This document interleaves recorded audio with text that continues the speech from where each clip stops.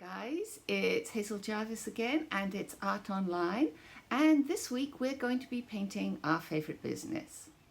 So we are going to paint one of my favorite restaurants, alas not near where I live.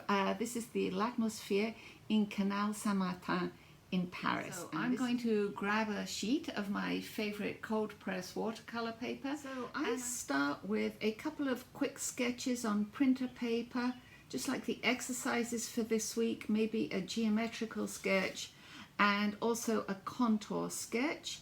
And I've decided that I want to eliminate some of the people in the picture, but I'll just put in one or two because I think it makes it more alive to have someone in it. On the cold press watercolor paper, I'm going to do a quick drawing. And the thing to remember is wonky is great, it doesn't have to be perfect. Look at our reference picture, we see that L'Atmosphere is located on a corner, on a street corner.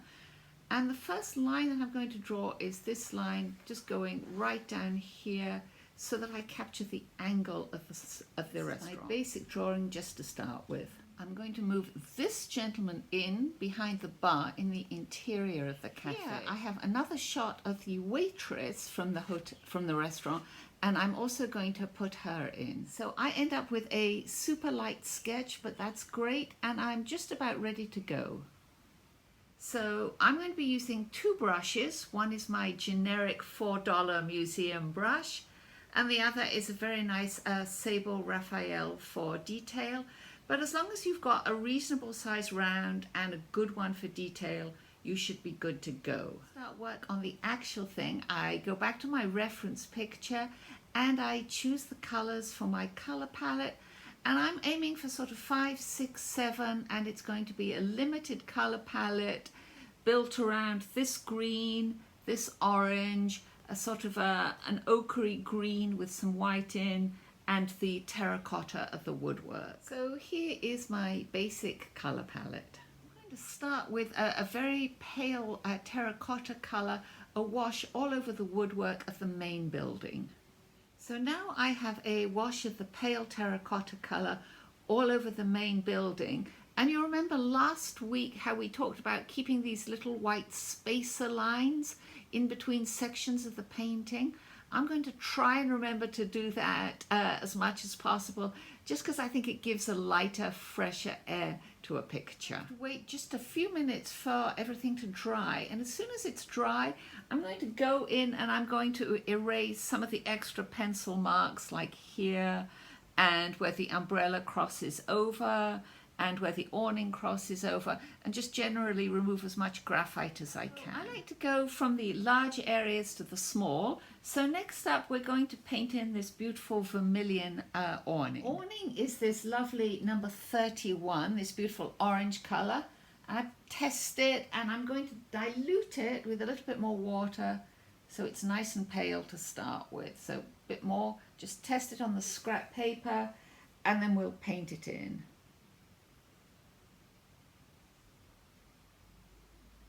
Is in, and now we'll do the lettering, the name of the restaurant up here. And for this area I'm going to use my sort of dirty white.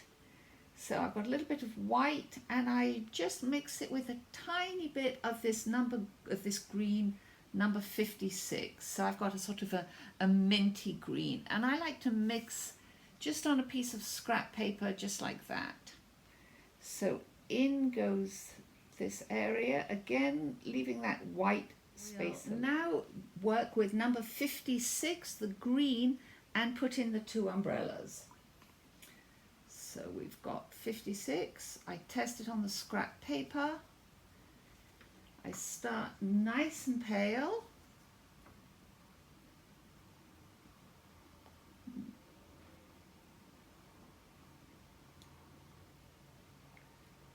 I'm going to put a tiny bit of yellow in and make this a little bit greener.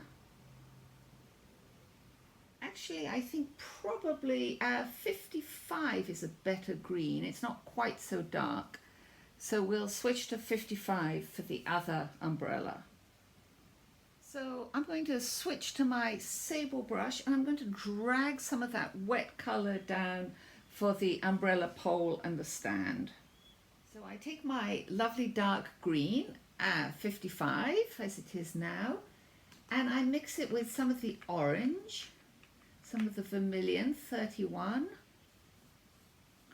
and this gives me a nice dark brown colour just up here, the green and the orange. And then I'll probably sneak in a little bit of indigo so that I can go really, really nice and dark for drama. So I test that on my scrap paper, take a little bit more water on my brush so that it's got a nice fully loaded brush, and I'm going to paint in the interior. Here is our painting, and we've pretty much got all the building blocks in. So we can wait just a few minutes before we start having some fun adding the details. I'm going to take a tiny bit of number 61, my favorite periwinkle color, and I'm just going to put it on the globe lights, just on the side, and just a tiny whisper on the step up to the interior. The man sitting inside the interior of the cafe is in shadow, and our waitress's face is also in shadow, so I'm just going to take a little bit of this pale terracotta colour and paint in there. Down the street I'm adding a third person who's just going to be sort of walking by in the distance. Now, I know that I said we would be painting our favourite local business, and it seems a bit odd to choose a restaurant in Paris, but unfortunately where I am, most of the local businesses are CVS and not so interesting to paint. So to get a straight line, all you do is load up your brush, you put your brush to paper, and then you don't move your hand, you just move your arm. Just lock that hand in the same position and move your arm. And quite often I rest it on my other hand like this, just for stability.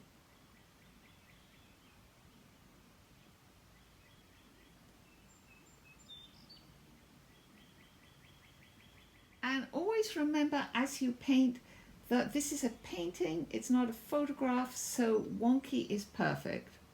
Wonky is great. Slightly going through my building, adding in the details of the wood paneling now. Add a little bit more colour to the awnings and to the umbrella, and then we're going to do the shadow.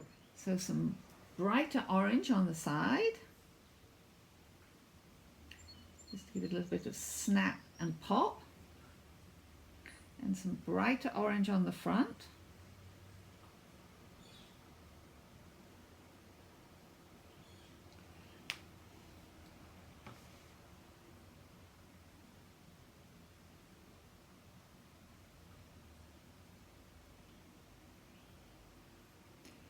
And this is going to make it start to come a bit more alive. Go to our darker green. And we're going to just add a little bit more green in the folds of the umbrella. I want to make my darks a little bit more exciting, so I'm going to go back to my indigo, back to my dark green, and I'm going to put in a tiny bit of purple, number 38, just to make that a slightly richer color. I don't paint over everything. I try and make sure that my darkest darks have an interesting shape. They're not solid, but they have an interesting shape here. I still have that paint on my brush. I'm going to put a tiny bit on the globe lights on either side. So we will now take a little bit of this darker color and maybe put a tiny bit more purple in it, 38, and we'll put a little bit of shadow in on the woodwork.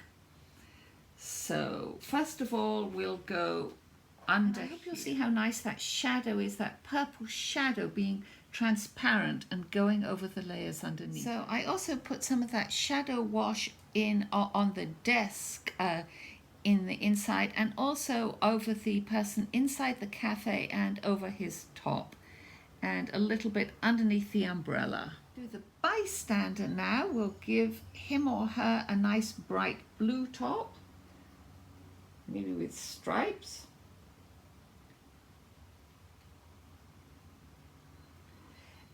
And we'll give our waitress some jeans. While we're waiting for the interior to dry, we're going to put in a little bit of the balcony and the shutters and the enamel street sign, just to anchor this firmly in front. I'm going to take my fine brush, my nice number 2, and I'm going to put in just a little bit more decorative detail into the wood paneling. So just a few more details, and I'm also going to paint her shirt yellow because I want a little bit of a snap of the lettering. Now, if you really don't want to do the lettering, no problem. You can always refer back to the previous exercise and just put in a nice tile pattern. But if you feel like doing the lettering, I basically mark it out very lightly with my pencil. So here the lettering is white on a pale green, and that won't really show up. So I'm going to reverse it, and I'm going to do sort of a red color, the vermilion 31 with a little bit of red number 30. And make sure that your paint is dry so that you don't smudge anywhere. Now we're almost done. We're going to add just a couple more details. We're going to give our waitress some hair, and then we'll be set. So here you have a lovely fresh portrait of a local much loved business. Even if it's not actually in your neighborhood, please feel free to paint wherever you wish. And remember, it doesn't really matter quite so much what you paint, it's more important what you do. So we are encouraged to go out and support our local businesses, so that's what we should do. So remember, it's Hazel Jarvis, it's Art Online, and I look forward to seeing you soon. Thanks so much. Bye-bye.